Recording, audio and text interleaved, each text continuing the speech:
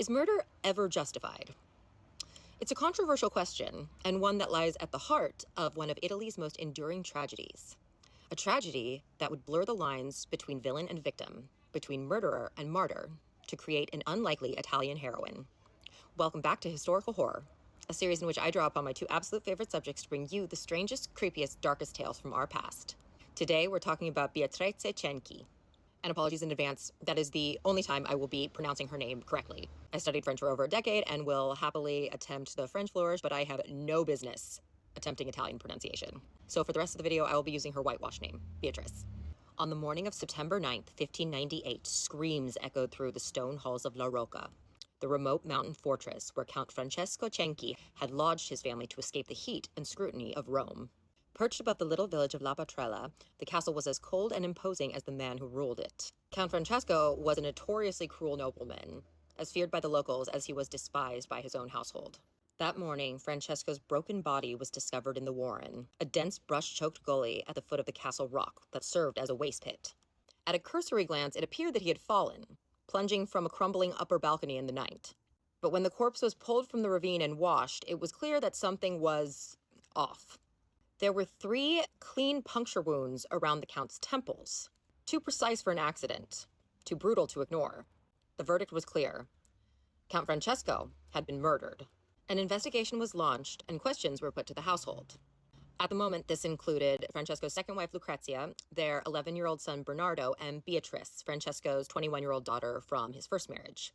An elder brother, Giacomo, was back in Rome, and he too was questioned. Heading the Cenci staff were the castle warden, Olimpio Calvetti, and his wife, Platilla, who served as housekeeper. Though Platilla provided crucial witness testimony, her husband, Olimpio, was curiously nowhere to be found.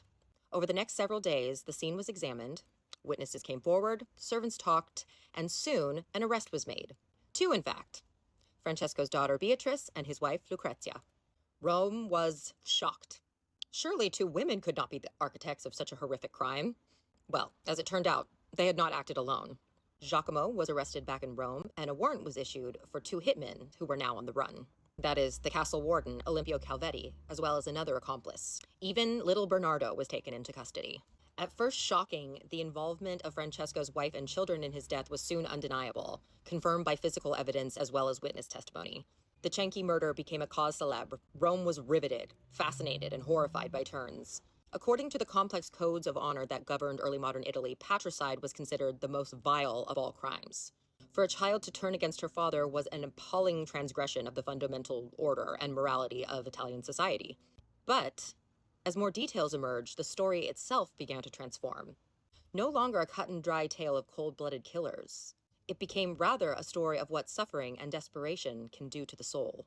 Francesco Cenci had had a reputation in Rome. Even in a city known for its corruption, his cruelty was legendary. But that was his public persona.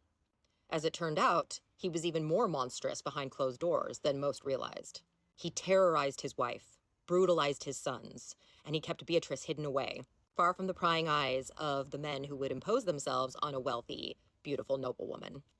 Beatrice's confinement was for her own protection, her father claimed. But there were rumors, whispers that Francesco's abuse went beyond beatings, beyond confinement, that he subjected her to perhaps the worst abuse a father can inflict upon a daughter. Beatrice tried to seek help from the authorities, even appealing to the Pope himself for protection, but no effective action was ever taken. When her father learned that she had reported him, he sent Beatrice to La Patrella, along with her stepmother. For 3 years, Beatrice and Lucrezia lived like prisoners in La Rocca, at the mercy of Francesco's violence and cruelty, until finally, Beatrice had had enough. Over the course of the trial, all the gruesome details of the murders would come to light, pieced together from the testimonies of the witnesses and of the accused themselves. Unable to endure Francesco's tyranny any longer, Beatrice and Lucrezia, along with Giacomo back in Rome, had hatched a plan to murder him. As it turned out, Beatrice had been having an affair with Olimpio Calvetti for some time, and the castle warden was easily enlisted to the cause. He, in turn, hired the infamous mercenary Marzio Catalona to assist in the hit. On the night of September 8, 1598, Lucrezia drugged Francesco with a sleeping potion, after which Olimpio and Marzio crept into the Count's room and violently attacked him with an iron spike and hammer. They then dressed the body, dragged it to the balcony, and tossed it over into the warren. And though they left a rather lazy hole in the balcony to make it look like an accident, They neglected to clean up the blood-soaked sheets before fleeing the scene and riding off into the night. Olimpio Calvetti never made it to court. He was tracked down and killed by a bounty hunter while still on the run. The hired assassin Marzio was apprehended and brought back to Rome. There he was interrogated under the most awful torture, so severe that he actually died in the process. Subjected to the same brutal interrogation methods, Giacomo and Lucrezia confessed to everything. Only Beatrice remained steadfast, refusing to confess her involvement even under torture. The accused were clearly guilty, and yet over the course of the proceedings, public opinion began to strongly shift in their favor. This was particularly true for Beatrice, the beautiful young daughter who had suffered so much, who had acted to defend herself, and who proved so brave that not even torture could break her. But public favor, unfortunately, could not save her. The trial came to a close, and Beatrice, Lucrezia, and Giacomo were all condemned to death. The sentence provoked vehement public outcry. The people of Rome fiercely protested the tribunal's sentence, calling on the authorities to show mercy. Their protests were so loud that the executions were actually temporarily postponed. But Pope Clement VIII, the same man who had done nothing when Beatrice begged for protection, would not bend. Even if there had been moral justice in the killer's actions, murder must be punished, he decreed. To show mercy would set a dangerous precedent. On the morning of September 11th, 1599, the condemned were transported to where a scaffold had been erected on the Sant'Angelo Bridge. They were followed by a massive procession, many of whom were still crying out for mercy. Giacomo was executed first, his head smashed with a mallet before his body was hung up, drawn and quartered. The women were spared that particular horror, allowed instead the privilege of a clean beheading. A hysterical Lucrezia ascended to the scaffold first, and is said to have fainted before the mortal blow.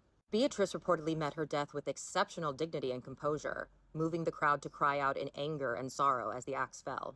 Only 12-year-old Bernardo was spared on account of his youth, though he was forced to watch the execution of his mother and half-siblings from the scaffold. It's an awful, wrenching story. But in death, Beatrice was given new life.